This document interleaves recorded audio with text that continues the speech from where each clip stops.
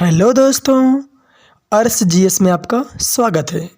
दोस्तों, आज हम शुरू कर रहे हैं क्लास 9th का मैथ का फर्स्ट चैप्टर है ये दोस्तों। लेकिन चैप्टर को पढ़ने से पहले दोस्तों, सबसे पहले हमें जानना होगा कुछ परिभाषाएं, यानी संख्या पद्धति फर्स्ट चैप्टर है आपका। आज हम देखेंगे कुछ परिभाषाएं और कल से हम लगाएंगे सवाल।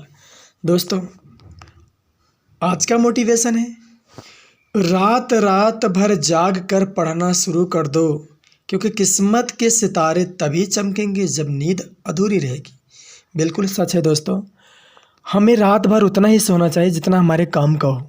ज़्यादा सोएंगे तो हम खोएंगे, इसलिए नींद उतनी ही लो जितना काम का हो। बाकी अपने पढ़ाई पे ध्यान दो, बाद में वही काम आएगा आपके। दोस्तों, संख्या किसे कहते हैं? सबसे पहले बात करेंगे संख्या की।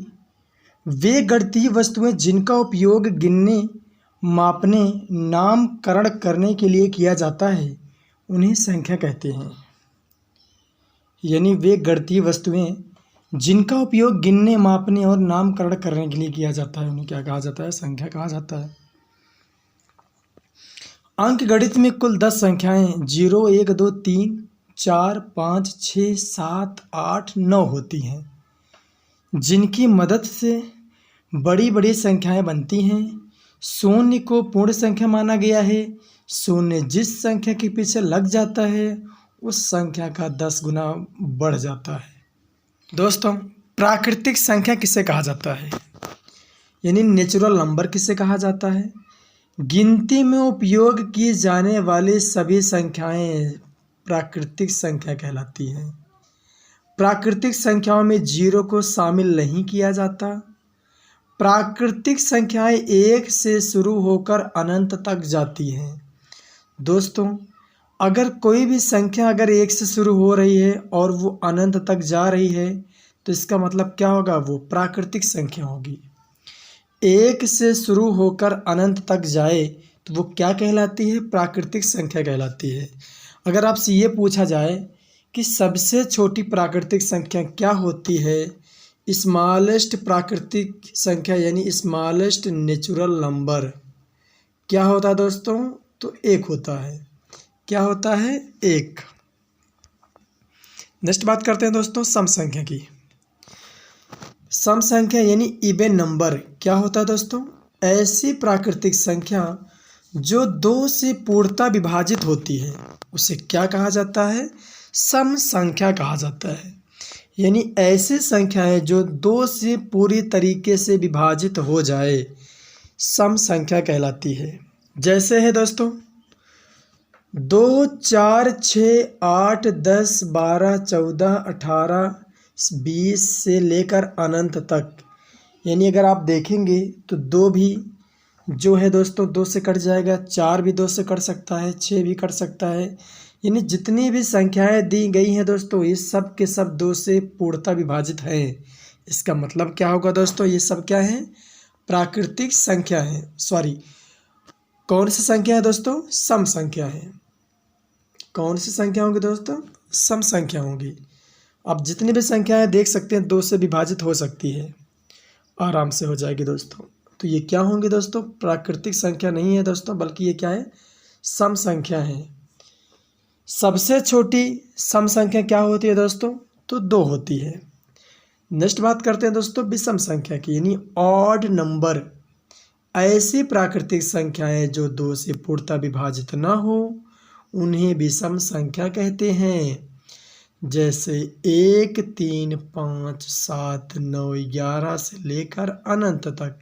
यानी 1 से लेकर अनंत तक बीच में ऐसी संख्याएं जो 2 से पूरी तरीके से विभाजित ना हो, क्या कहलाती हैं? विषम संख्या कहलाती हैं।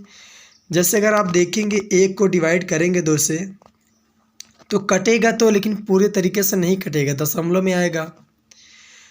तो विषम संख्या वही कहलाती हैं जो पूरी तरीके से ना कटे, और सम संख्या वो होती हैं जो पूरी तरीके से कट जाए। तो सबसे छोटी विषम संख्या क्या होगी दोस्तों? 1 होगी। और अनंत तो सबसे बड़ी होंगी, अनंत तक तो संख्याएं जाती हैं। नेक्स्ट बात करते हैं दोस्तों पूर्णांक संख्या यानी इंटीजर नंबर क्या होती है दोस्तों? ऋणात्मक, धनात्मक और जीरो से मिलकर बनी हुई संख्याएं पूर्ण संख्या कहलाती है, यानी पूर्णांक संख्या कहलाती है।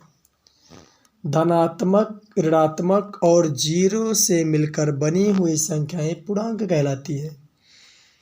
बात करते हैं एग्जाम्पल की, तो जैसे -4, -3, -2, -1, 0, 1, 2, 3, 4 से लेकर अनंत तक ये सारी संख्याएं क्या होंगी दोस्तों? पूर्णांक संख्या होंगी, यानी इंटीजर होंगी।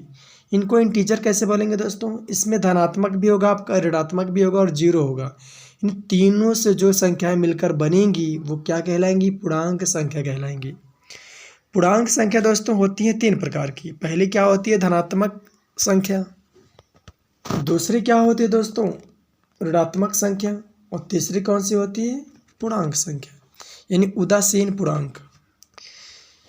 अब इसमें देखेंगे दोस्तों, तो धनात्मक संख्याएं क्या होती हैं? 1 से लेकर अनंत तक सभी धनात्मक संख्याएं धनात्मक पूर्णांक होती है। ऋणात्मक पूर्णांक क्या होती है? यानी ऋणात्मक संख्याएं क्या होती हैं? 1 से लेकर अनंत तक की सभी ऋणात्मक संख्याएं ऋणात्मक पूर्णांक कहलाती हैं। यानी अगर प्लस में 1 से लेकर पूरा ऐड किया जाए, या कैसे कह सकते हैं 1 से लेकर 100 तक, या फिर धनात्मक या अनंत तक, तो वो संख्या क्या कहलाएंगी दोस्तों? धनात्मक संख्याएं कहलाएंगी। ऋणात्मक क्या होगी? 1 से लेकर अनंत तक, लेकिन वो किस में होना चाहिए? निगेटिव में होना चाहिए। वो संख्या क्या कहलाएंगी दोस्तों? ऋणात्मक संख्याएं कहलाएंगी। उदासीन पूर्णांक क्या होता है? ऐसा पूर्णांक जिस पर धनात्मक और ऋणात्मक चिन्ह का कोई प्रभाव ना पड़े, या जीरो होता है दोस्तों। जीरो एक ऐसी संख्या है दोस्तों जिस पर माइनस लगाने का या ना लगाने का कोई प्रभाव नहीं पड़ता है, तो इसको हम क्या बोलेंगे दोस्तों? उदासीन पूर्णांक बोलेंगे। उदासीन पूर्णांक। उम्मीद है आप समझ पाए होंगे। नेक्स्ट बात करते हैं दोस्तों पूर्ण संख्या की। ये क्या होता है दोस्तों? प्राकृतिक संख्या में जीरो को शामिल कर लेने पर यह पूर्ण संख्या बनती है। पूर्ण संख्या दोस्तों जीरो से शुरू होकर अनंत तक जाती है। जैसे 0, 1, 2, 3, 4, 5, 6, 7, 8, 9 से लेकर अनंत तक सारी संख्याएं क्या है दोस्तों? पूर्ण संख्या होंगी, क्योंकि ये जीरो से शुरू हो रही हैं।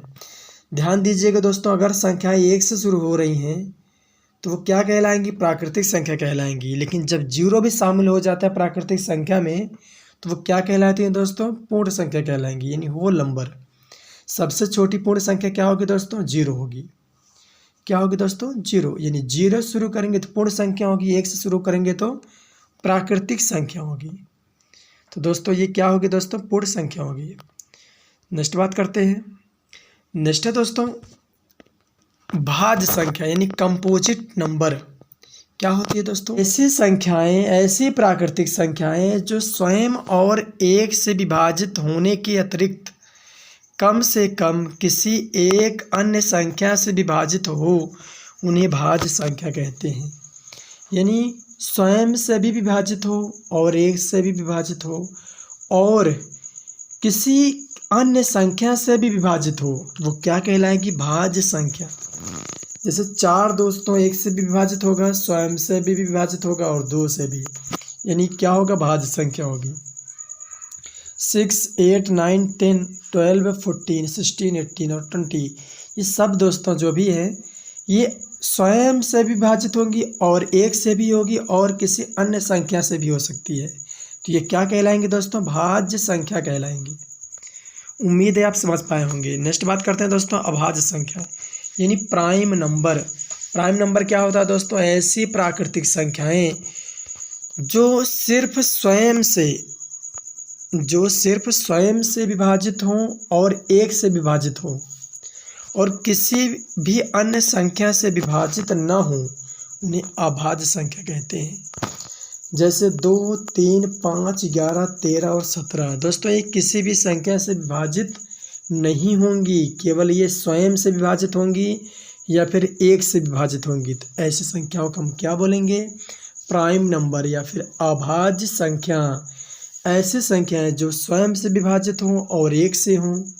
अब देखेंगे 2, तो 2 किससे विभाजित होगी? 2 स्वयं से विभाजित हो सकती है और 1 से हो सकती है दोस्तों, 3 भी। तो ये सारी संख्याएं क्या होंगी दोस्तों? अभाज्य संख्या। पूछा जाए दोस्तों सबसे छोटी अभाज्य संख्या क्या होती है, तो 2 होती है। ध्यान दीजिएगा दोस्तों, एक नहीं बताएंगे, 2 होती है। नेक्स्ट बात करते हैं, सअभाज्य संख्या क्या होती है, यानी को प्राइम नंबर क्या होता है दोस्तों। आइए देखते हैं, सअभाज्य संख्या क्या होती है दोस्तों। कम से कम 2 अभाज्य संख्याओं का ऐसा समूह जिनका एचसीएफ क्या हो, 1 हो। यानी 2 संख्याओं का ऐसा समूह होना चाहिए जिनका मासा क्या हो दोस्तों, 1 हो। ऐसी संख्याओं को हम क्या बोलेंगे, सअभाज्य संख्या का समूह बोलेंगे या फिर सअभाज्य संख्या कहलाएंगे दोस्तों। जैसे 5 और 7 देखेंगे दोस्तों, तो दोनों की दोनों संख्याओं का जो एचसीएफ होगा यानी लासा हो, सॉरी दोस्तों, मासा होगा, वो क्या होगा दोस्तों, आपका 1 आएगा दोस्तों। तो दोनों की संख्या क्या कहलाएंगी दोस्तों, सअभाज्य संख्या कहलाएंगी।